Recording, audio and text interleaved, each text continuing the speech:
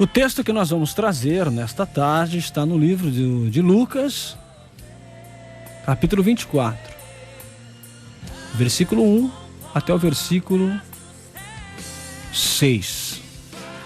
Lucas 24, versículos de 1 até o 6.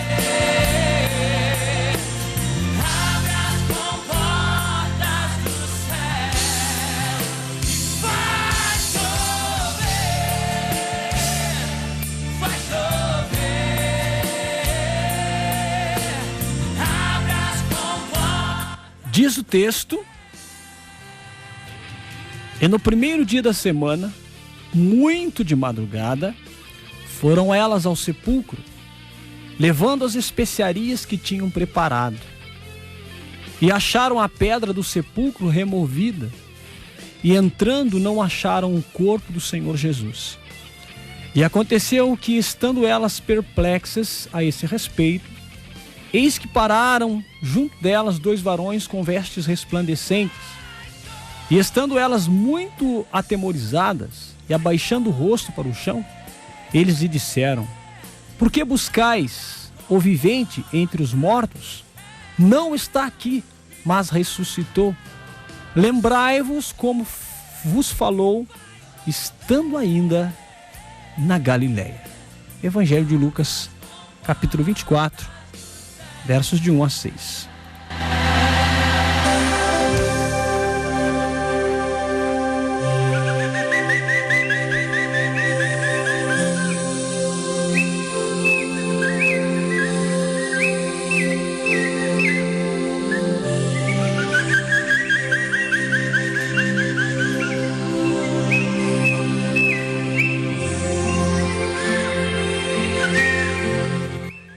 Eu trago esse texto nesta tarde, chamando atenção para algo importante que a gente consegue extrair desse texto. Além daquilo que nós já ouvimos falar, que Jesus ressuscitou, glória a Deus.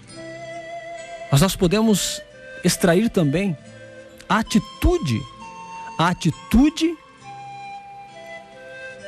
dessas pessoas, essas mulheres que foram ao sepulcro.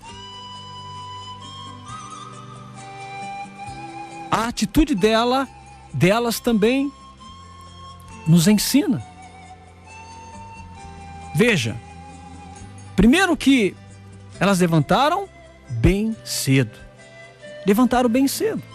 de madrugada, e foram elas ao sepulcro. O que levou essas pessoas a levantarem bem cedo? O sepulcro? Não, a pessoa que estava lá dentro. O que nós entendemos? Elas levaram especiarias. Essas especiarias eram usadas para embalsamar, para ungir o corpo do falecido. Elas iam fazer um gesto bonito, maravilhoso, abençoado. Elas estavam focadas em cuidar daquele corpo.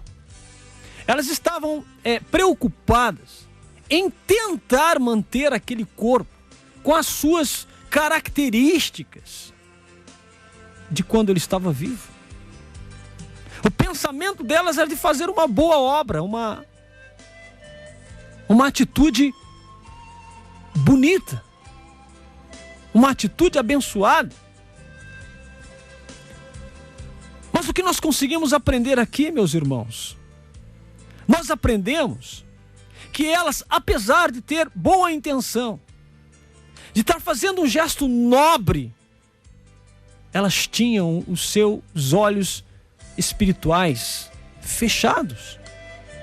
Os olhos espirituais destas mulheres estavam cerrados, estavam fechados, porque elas foram para cuidar de um corpo. Elas foram àquele lugar para cuidar de um corpo, primeiro. O que é que se pode encontrar no sepulcro? No sepulcro se pode encontrar restos mortais. O que é que os restos mortais podem realizar na minha e na sua vida? Nada. Os restos mortais não servem para nada a não ser para fazer com que passe um filme na nossa mente e nós vamos relembrar daquela pessoa. E se é uma pessoa boa, vamos relembrar coisas boas, vamos nos emocionar, vamos até chorar, vamos nos sensibilizar, mas não passará disso, porque restos mortais são restos mortais. Restos mortais não podem fazer nada. Restos mortais só servem para fazer a gente lembrar. Restos mortais não têm vida própria.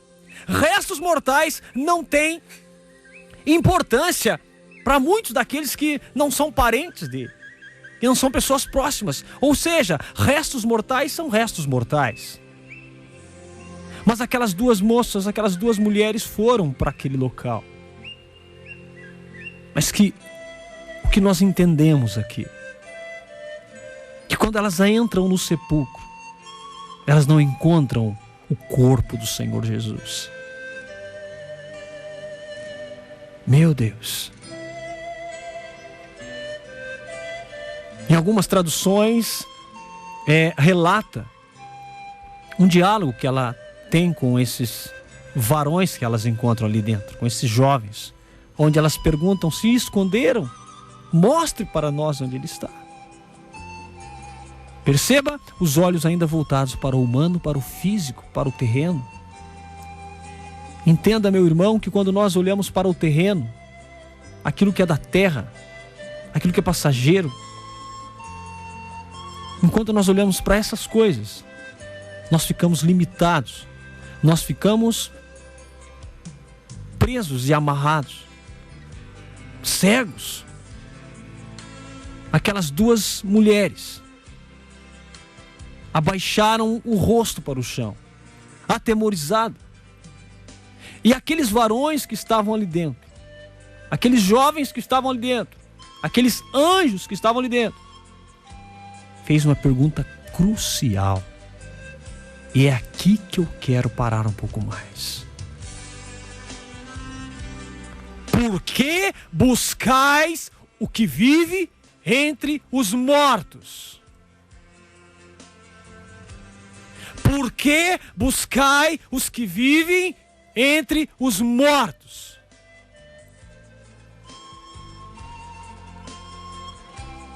Por que buscais vidas no sepulcro? Sepulcro não é lugar de vida. Sepulcro não é lugar de júbilo. Sepulcro é onde as esperanças se vai. Sepulcro é onde a história é terminada. Sepulcro é onde a esperança chega ao fim. E elas foram no sepulcro buscar aquele que disse que é a vida.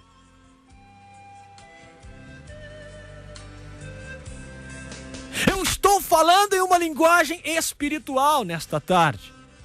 Portanto, eu digo, há muitos sepulcros. Há muitos sepulcros com as suas portas escancaradas no dia de hoje. Há muitos, meus irmãos. Há muitos sepulcros que até prometem alegria,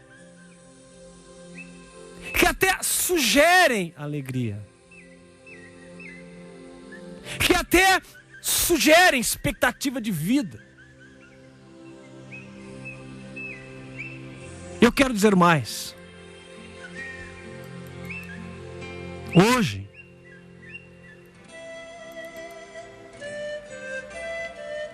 quando nós vamos a um cemitério, por exemplo, há muitos túmulos ali, como se fossem os sepulcros de hoje em dia. Alguns valiosos, todo talhado e trabalhado, bonito, verdadeiras catedrais, muitos deles, outros mais simples. O fato é que daquela tampa para baixo são restos mortais. Quantos sepulcros do nosso dia são verdadeiras catedrais, mas lá dentro são ossos, são restos mortais. Não busque. Não busque no lugar onde está a morte. Não busque aquele que vive. A Bíblia vai dizer: por que buscais o vivente entre os mortos? Ele não está aqui. A morte não pôde com ele. A morte não o segurou. A morte não conseguiu tragá-lo. Por quê? Porque ele não tinha comunhão com o pecado. Ele não pecou. Ele venceu. Ele foi além. Ele conseguiu rasgar o véu do templo de alto a baixo. Sabe o que significa isso, meu irmão? É Deus estendendo a mão de cima para baixo, lá do trono da glória, através de Jesus Cristo, estendendo a mão para mim e para ti, para nos levantar e nos ressuscitar, e nos tirar do sepulcro, que é a vida de pecado, que é a vida de desobediência com a palavra do Senhor. Percebe? O sepulcro está escancarado, engolindo pessoas a todo momento. E não tem esse nem aquele que possa sair do sepulcro, a não ser que esteja submisso à vontade, ao amor e à grandeza de Jesus Cristo. Não há outro jeito de vencer o sepulcro, de vencer a morte, a não ser em Jesus Cristo. Não há outra saída a não ser Jesus Cristo. Não há como.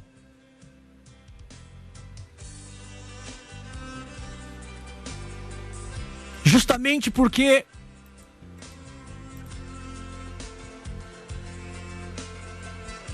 Ele é a porta. Ele é a porta.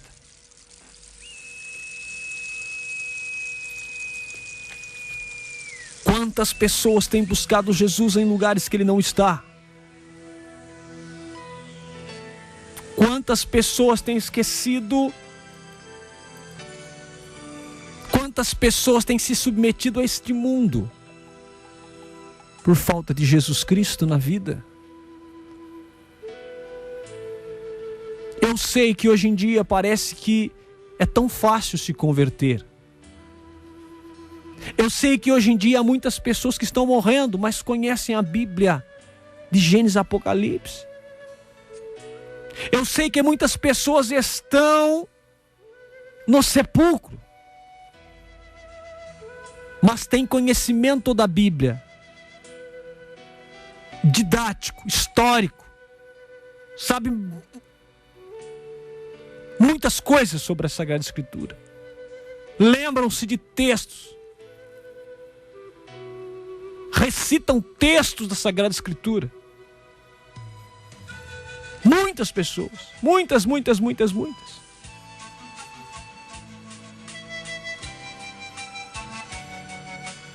Mas a Bíblia não deixa nenhum tipo de dúvida, meu irmão. Até mesmo porque hoje saber de Bíblia se tornou, em determinadas situações, importante.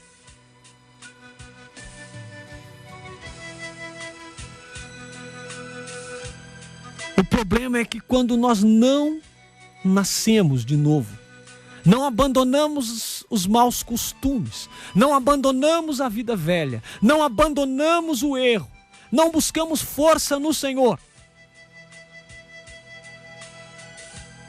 estas palavras se tornam para nós apenas um conhecimento. Apenas um conhecimento.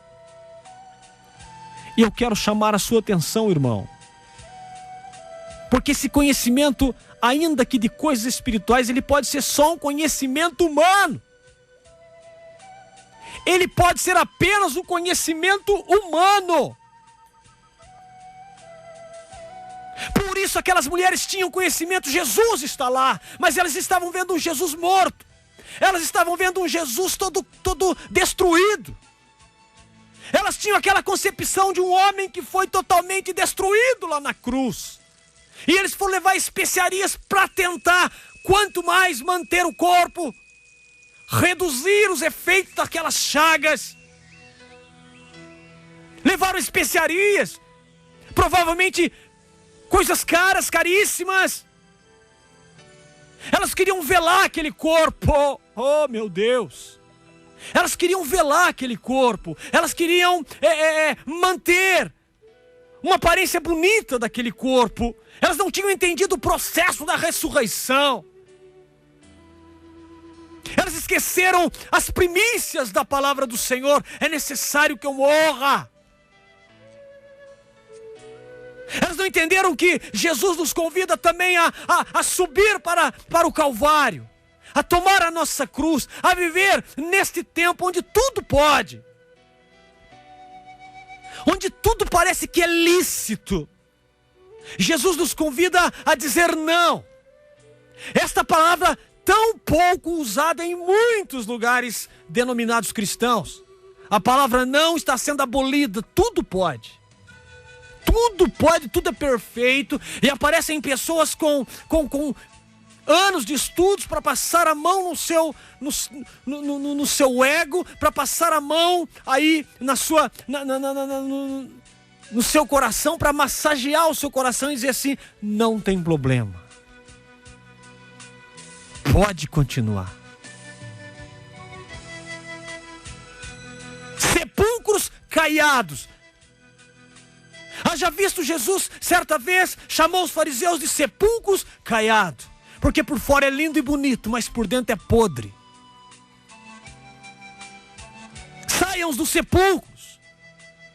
Saiam desses sepulcros que têm roubado a vida de vocês. Aonde está a esperança na volta do Filho de Deus? Eu digo mais, aonde está o preparativo para recebê-lo? Até que ponto estamos sendo imprudentes? Até que ponto esta geração está duvidando, se não duvidando por palavras, duvidando por atos, porque estão afrontando a santidade de Deus com tanto pecado que sobe até os altares. Até que ponto vamos afrontar a santidade do Senhor? Até que ponto vamos insistir em fazer morada no sepulcro de pecado? Até que ponto? Até quando?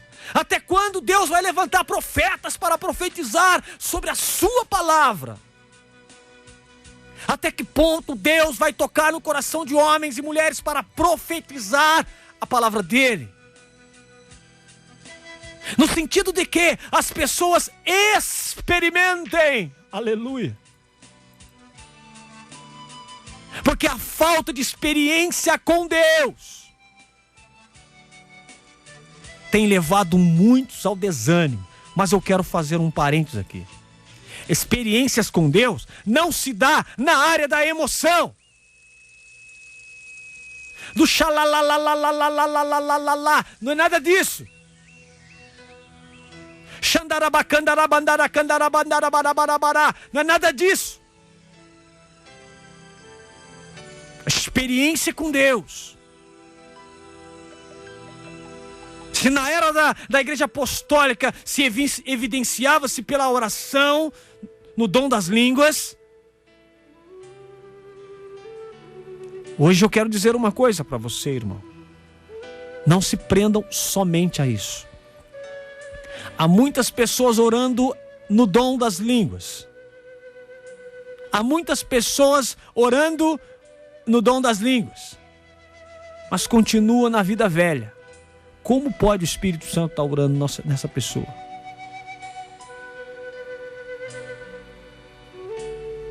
Aonde está a compatibilidade de dizer estou cheio do Espírito Santo e ele está evidenciado na minha vida com a oração em línguas, ou profecia, ou cura? Nós estamos vendo muitas pessoas realizando curas através do rádio. Curas que não são confirmadas. A pessoa que é curada automaticamente vai ligar aqui, ou qualquer outro programa, vai dizer: estou sendo curado agora. Estão levando para o sensacionalismo. Isto é sepulcro.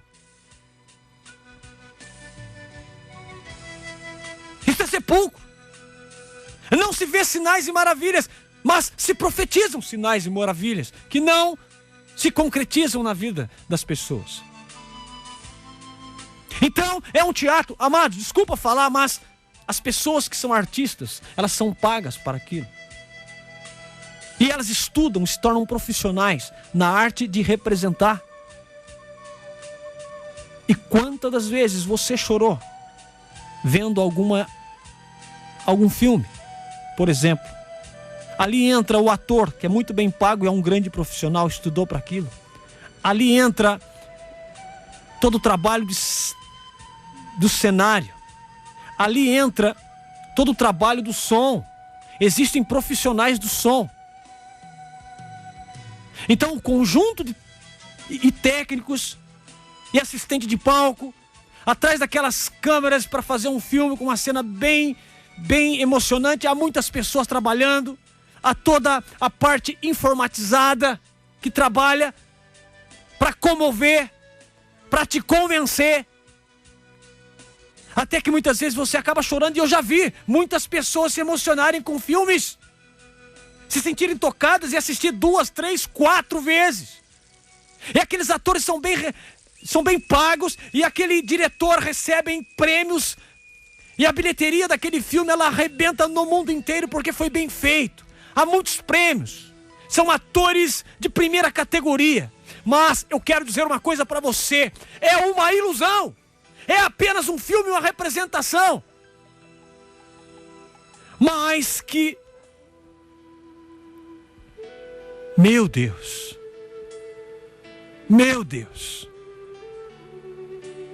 que triste realidade que nós estamos trazendo isso muitas das vezes para dentro da igreja.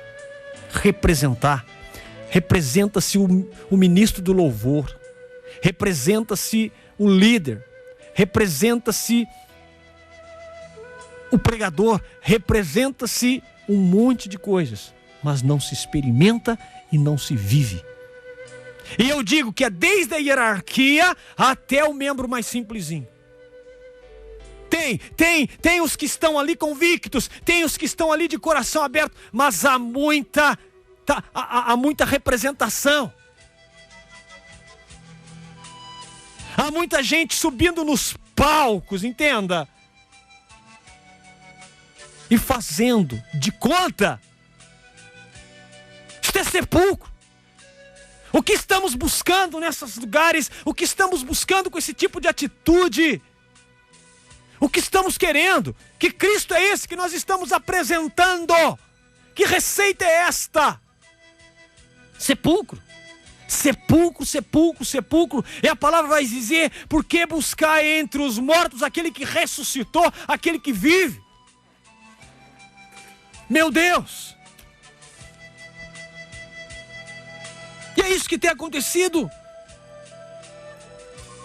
Eu vou mais um pouquinho além, e muitas das vezes fazemos uma reciclagem, e dentro de muitos de nós dizemos o quê? Nós dissemos: que bom, fizemos uma grande missão. Fizemos. Choramos, pulamos, profetizamos, todo mundo foi embora para casa emocionado. Depois de um mês, já percebemos que estamos do mesmo jeito. Não estamos levando a sério. Estamos nos preocupando com o secundário, com aquilo que é secundário. Estamos nos preocupando com uma boa apresentação. Um espetáculo.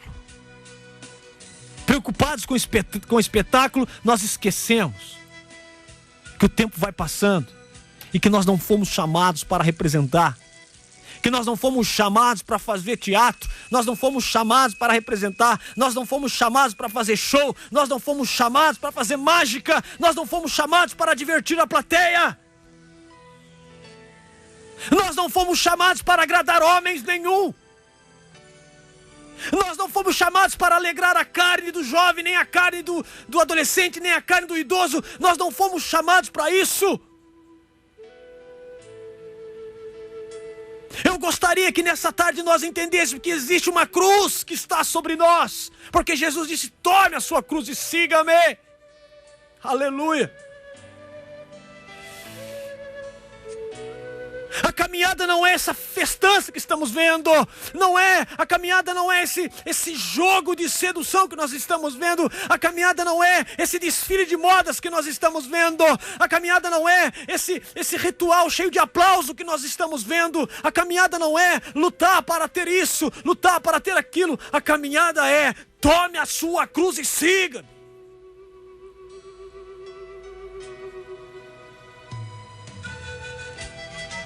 Aonde nós estamos errando, igreja?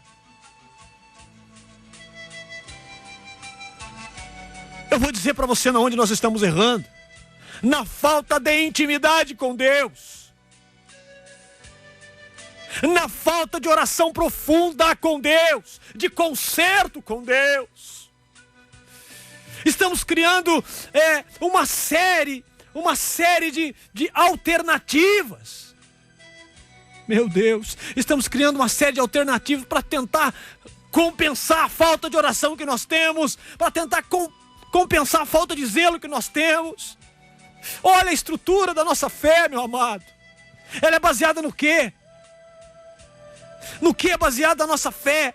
Eu não estou dizendo a nível de conhecer, eu creio em Jesus Cristo porque Ele morreu por nós. Sim, eu tenho a fé em Jesus. Eu faço, eu realizo. Não, tira isso. Baseado em quê? A nossa vida é composta do quê? A segunda, a terça, a quarta, a quinta, a sexta, o sábado e o domingo é composta do quê? O nosso trabalho é composto do quê? O nosso estudo é composto do quê? O nosso namoro é composto do quê? O nosso casamento é composto do quê? Aleluia!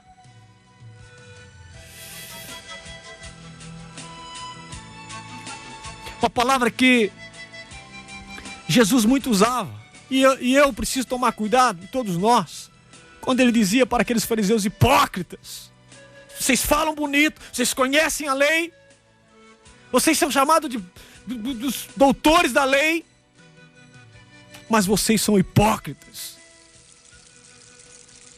Vocês são hipócritas quando vocês mandam que façam e não fazem.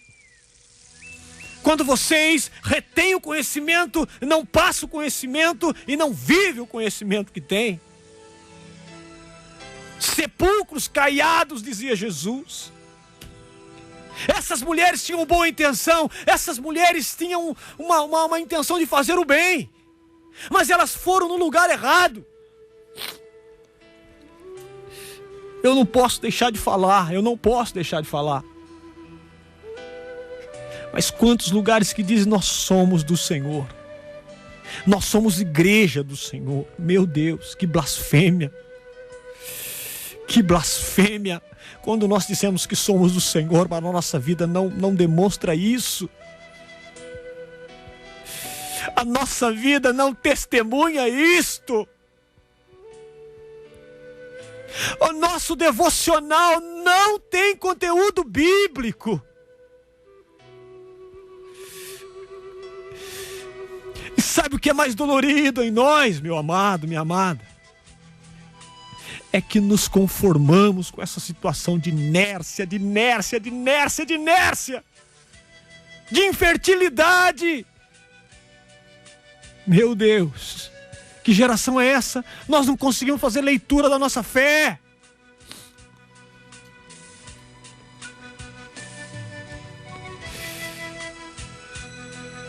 Que tempo é esse? Por isso essa palavra vem dizer para mim e para você: não busque a Deus em qualquer lugar. Não se engane, meu irmão. Tenha respeito e reverência com a palavra do Senhor, saiu da boca dele.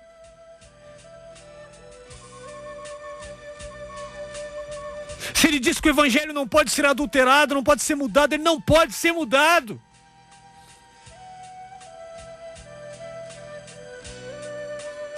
Se ele está dizendo que ele virá no final dos tempos para julgar a cada um, não é possível que seja diferente. A palavra do Senhor não pode desdizer-se, não pode voltar atrás.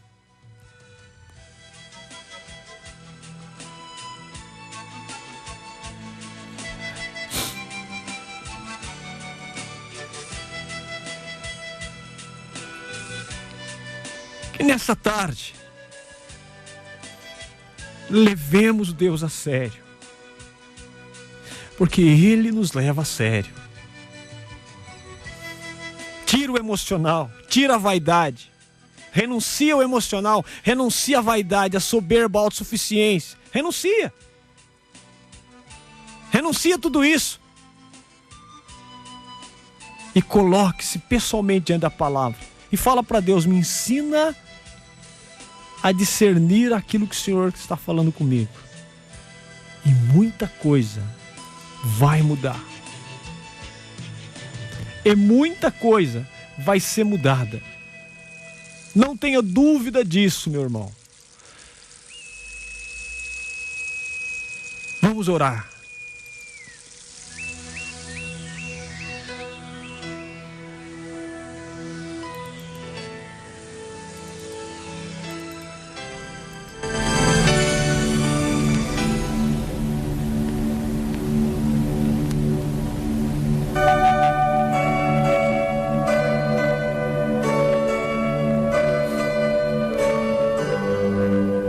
Nosso Deus e nosso Pai, são tempos difíceis, não há dúvida disso, Senhor. São horas que o mundo está passando, horas difíceis, de trevas, de engano, de confusão, de busca para saciar.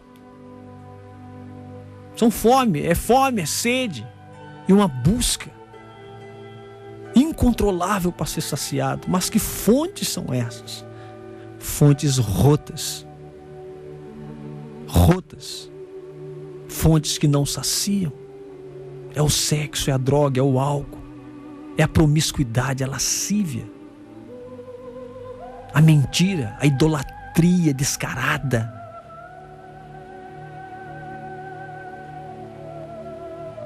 São os dogmas arbitrários com a tua palavra. É a idolatria das coisas e do próprio homem. São os cultos ao ser humano. São homens poderosos que são cultuados até os dias de hoje e se dizem líderes cristãos, que não resolvem nada. O povo padece, meu Pai, mas há uma cegueira, um espírito de cegueira que controla o mundo. E olhamos para a palavra e não entendemos. Nosso coração está pesado. Livra-nos, Senhor, dessa maldição. Dá-nos entendimento, meu Deus. Sede do Senhor.